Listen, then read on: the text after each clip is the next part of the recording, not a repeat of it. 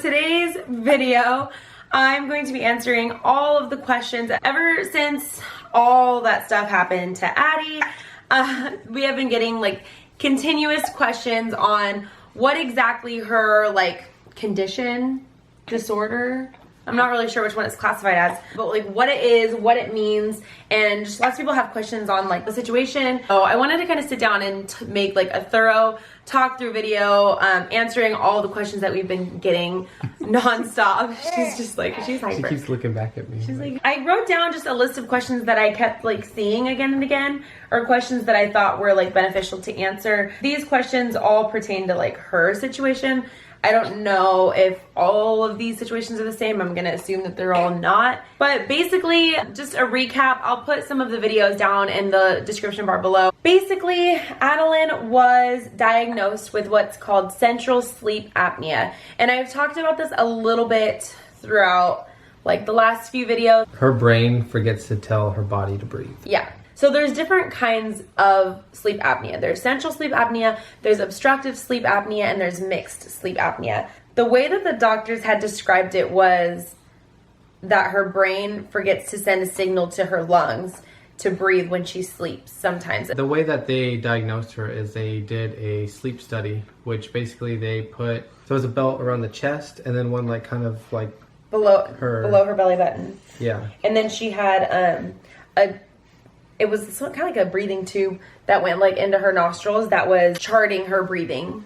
No, just to like monitor her breathing. Yeah, it was basically what it was trying to decide what the test does is it tells the doctors how often she's stopping breathing in her sleep. So the doctors that were explaining everything to us said that all babies or most babies will at some point stop breathing in their sleep, which terrified me. I had no idea that that was like a thing. But with her, it's that she stops breathing for longer periods of time and more than a normal. More often. Yeah, more often. The doctor said that it's normal for babies to stop breathing one time in an hour throughout the night. And by not like obviously to that extent, but that they'll like have pauses in their breathing during, and I think it was said there's during their REM sleep.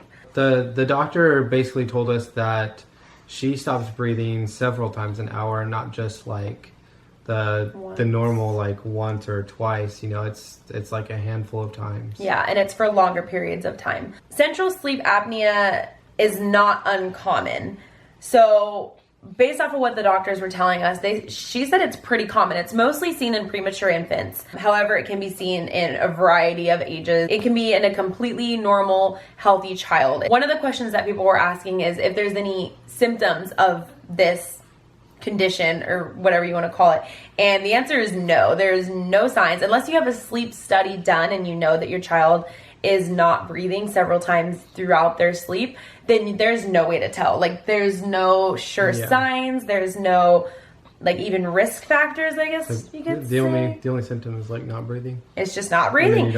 And you never know until it happens. And several of the doctors that we talked to when we were up there said, then we were at the children's hospital, like they were very knowledgeable, they were very thorough, they answered all of my questions, and several of them said that this is what SIDS is, and that if we hadn't caught her at the time that we caught her, she would have been diagnosed with SIDS, not central sleep apnea. And the reason being is because central sleep apnea is only something that can be diagnosed with a test. It's not something that can be shown in an autopsy. SIDS is sudden infant death syndrome, if you guys don't know what that is.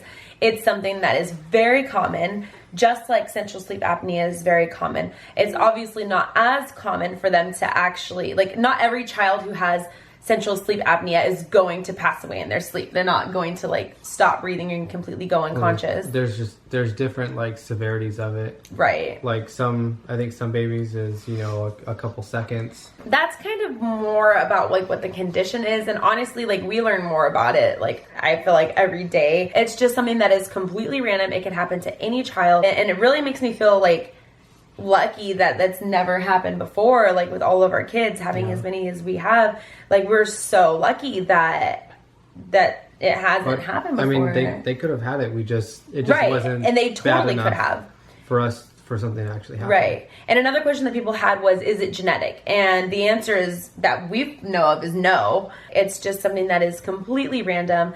Neither Chris nor I have sleep apnea. A lot of people had questions about what her monitor does and like what it looks like. I have shown the monitor in like several of the videos, but basically what happens is that if she stops breathing for 20 seconds or more, then it will alarm. And if her heart rate goes below 60, it will alarm. And if it goes above 220, then it'll also alarm as well. And the alarm is extremely loud. It's extremely like here. It's like a smoke alarm. Yeah, it's like a smoke alarm. It's next to my bed right here, and I'll just, when you turn it on, it makes the noise, but it sounds like that. It's extremely loud. So it definitely wakes you up. And then now, since she's not hooked up, it's probably gonna go off. So yeah, that's the alarm. It's extremely loud and it'll definitely get your attention. Yeah. So that's how the monitor works. So basically, like, if she stops breathing, it'll alarm you. A lot of people were asking what happens if it goes off, and the answer is you wake them up. You jiggle them, you stimulate them, you just try to get them breathing. Pick them up if you have to. Anything to get them moving, just kind of make sure that they're still there. Obviously, if that doesn't work, then you would perform at that point CPR, as we did, and as you did in that situation. That was not me. The other like really extremely common question that people were having is if the alarm has went off since we've been home from the hospital, and the answer is yes. It's been several times. Yep. I'd say it averages it twice a week. Would you say? Maybe 2 or 3 times a week.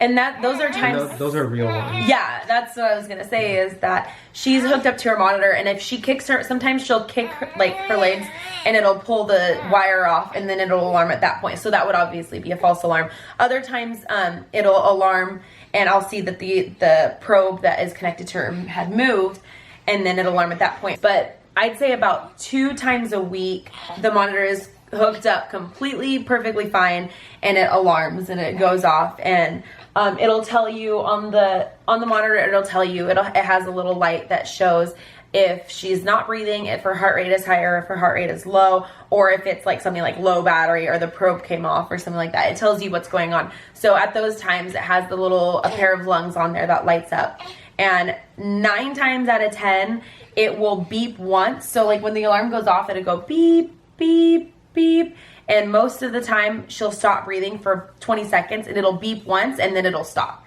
because she takes a breath at that point. There's been, I think the longest that it's beeped before she takes another breath is, I think it's like 3 times. It's beeped like 3 times before I like jolt her or she like takes a breath, and it stops going off. But it's been very common, which is scary, and I just feel so glad that we have it. And it's scary too when it goes off in a car.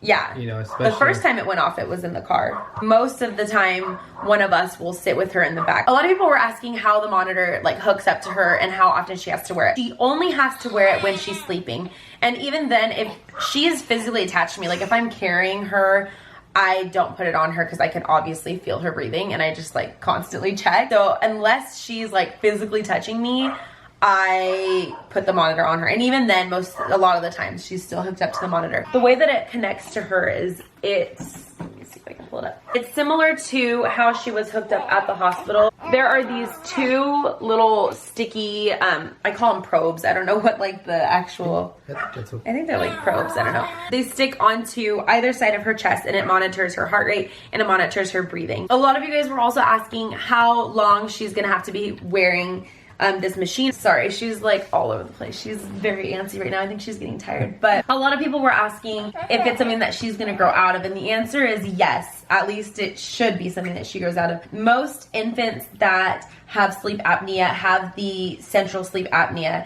and most of them grow out of it by around age 1. Another common question that people were asking is, can you travel with it? And the answer to that is, as long as it is charged, like the battery is charged, or you have like a way to plug it in, then yes, you could definitely travel with it. They said that the battery lasts on average like 6 to 10 hours, right? Depending on how constant you're using it. The battery should last about 6 to 10 hours. outside of the home, and then at that point you would just plug it in and then it works fine that way too. Does she have to wear a CPAP machine? A CPAP machine is something that a lot of people with central sleep apnea, it's more so like adults, have to wear, and my understanding is that that is something that people wear if they have obstructive sleep apnea, which is something that she does not have. So she does not wear the CPAP machine. She only has the machine that monitors her breathing and her heart rate. Is it a rare diagnosis? I kind of answered that a little bit already, but it's not rare. Based off of what the doctor was telling me, it's not uncommon for babies to have this, but it is uncommon, obviously, for them to have an episode where they completely become unconscious. And then I had a lot of people ask me if you can request by like your pediatrician to have a sleep study done, and the answer to that is I have no idea. It doesn't hurt to ask, I mean, that's for sure, because the only way to know if your child has this is if you get the sleep study done. It's my recommendation after going through all this, definitely learn infant CPR. If you're a mother or if you're around kids at all, make it a point to learn infant CPR. That brings me to the last two questions that were like probably the most asked questions. The first one being, was she vaccinated? Because a lot of people associate SIDS with a recently vaccinated child. We do not vaccinate at this age. We vaccinate on a delayed schedule. That in itself is a whole other subject. We do vaccinate. However, she has had 0 vaccinations. So the answer to that question is no. She was not recently vaccinated before this episode. I know that's something that I even personally kind of believed in, I guess, I don't know how else to say it, but as a diagnosis. I always thought to myself that it could be a reason as to why SIDS happens. I thought maybe it was those like children who had been recently vaccinated, but that obviously has been proven wrong in our case. And then the number one question was, did the kids see it? And I answered this in a couple of the comments in some of the videos, but when this whole, and when I say it, I mean like obviously like this whole episode and what had happened. The morning that this happened, Lilia had just gotten picked up. I mean, like within the hour, she had just gotten picked up to go to her dad's house. And I thank God for that. Like, I cannot imagine if she had to see that, because it was definitely, I lost my shit. Like, I'm going to be real. I lost it. I completely lost it. I didn't know what to do. Thank God he held it together, at least somewhat. I wouldn't say we were calm. I was still freaking out, you know. I mean, I was obviously freaking out. You know, my daughter is not responsive. She's blue. She's not breathing. You know, so I mean, that's like, obviously, you're gonna. Who would not freak out? Freak out. Your 3-month-old, 2-month-old, 2-month-old daughter, you know, is basically lifeless in your arms. So completely blue. It's something you can never unsee. Like, literally, that image will haunt me for the rest of my life. When this had happened, Lilia had just gotten picked up, and all 3 of the boys were home. At the time, Kyson wasn't feeling well, so he was laying down in his room. Caden was sitting on the couch next to me. Little Caden was sitting on the couch next to me, and Landon was in the living room as well. So when I had told Chris, why don't you go check on her, when he came out, Caden was right here. I mean, he was right here next to me. So he saw the whole thing, and he understood the whole thing. And Landon was doing something, so he heard us freak out, but I feel like he didn't freak out until like I was crying, I think. And then that's when he still didn't freak out. He was just like, it scared him. To see us scared, it scared him. But the one that was, I think, the most, I don't even know if you could say traumatized. He's not. I would say he's not traumatized, but he was more outspoken about it. All I remember is you saying, stay right there, right? Yeah. Landon saw it, but he didn't understand it, and Caden saw it, and he understood it. Afterwards, I guess, because he was with, at first he was with my mom, because immediately I called 911, and then I called my mom when she was being put into the ambulance. And then we had her come to the house to watch the boys so I could go. Yeah, we asked Mimi if she could come to the house. We were going to the hospital, and obviously we can't just leave the kids there, and obviously we're not going to bring them with us. So we had my mom come over to the house at first, and then eventually my Grammy came over to the house and watched them. And I guess Hayden kept saying that the baby was a zombie because she looked like a zombie. And when, like, she literally, like, that was a very accurate description, I think. She looked like, obviously without, like, the blood and stuff, but she looked like a zombie. And so that's out of the whole situation. Since then, we've talked to him a lot about it. try to just kind of like, what's the word where you just like debrief? He was just, I feel like he was more curious than anything. Right. And because he was asking Chris, is the baby dead? Is the baby dead? And did he say anything else to you? I don't remember him saying. I was honestly wasn't paying attention. I don't know. It was all kind of blurry. It's all a blur, the whole thing. And it feels like that whole situation, when I think back on it, it feels like it lasted 20 minutes. And it was honestly, I think maybe 2 tops. Do you think? Yeah. From the time you brought her out to the time the ambulance got there, it was probably no more than 2 minutes. It all happened so fast. What I'm trying to say is Caden is the only one that saw it. He is fine about it. Like, he never seemed upset even about it. He's the only one that talks about it and remembers it. And he's even made comments about, oh, remember when Addie died? Have you heard him say that? Yeah. Remember when Addie died? It's weird though, because none of us said she was dead at the time. Like, that was completely his own observation. And obviously, like, long term, if something comes up where we feel like he needs to get counseling, I definitely think that that would be a good option for him. But at this point, he only talks about it in a, not a positive way, but like, he brings it up as like a casual conversation. Right. It's like him talking about it is no different than him talking about a new toy he just got. Right. And I don't mean that in a bad way either. I just think, I think we're lucky that it doesn't affect him in like a completely negative way. I think it's good that he's like desensitized from that type of experience. Yeah. And you have to think, to them, like, an iPad dies and you charge it and it comes back to life in the sense. So it's like, they don't understand death. They don't understand that if somebody dies, usually they don't come back. Yeah. So to them, like, you constantly say, oh, my phone is dead, or the game is dead, or so the word dead to them isn't the same as it is to one of us. It's like, it's almost like, oh, well, that's fine, because now it's back again, you know? So I almost think he thinks of it in that kind of way, which I'm not upset about. Like, I'm glad he thinks about it that way in this situation, because it could have affected him a lot worse, I think. But that was probably the number one question that I got from people, was if any of the kids saw it, and if so, how they reacted to it. So anyway, I think that pretty much answers all of like the repetitive questions that I was getting about this. If I have missed anything, definitely ask me down in the comments below. I will be down in the comments answering your guys' questions if I know the answer to the question. We've been wanting to kind of sit down and talk about this and let you guys know what was going on. But at this point, I think we're scared every single day. Like, every time I go to sleep, I'm scared. But the monitor, I think, brings us peace of mind. Even the false alarms that have gone off kind of reassures me that it works. It's working, yeah. So I think it's been about a month now since it's happened. It's been over a month since it's happened. And I've just now finally am starting to feel a little bit more like normal, like our new sense of normal, you know, with the monitor. And I literally just never take my eyes off of her. I never put her down. And I'm just so thankful that this didn't happen to any of the other kids. But anyway, I think that's it for this video, guys. I hope that answers your guys' questions.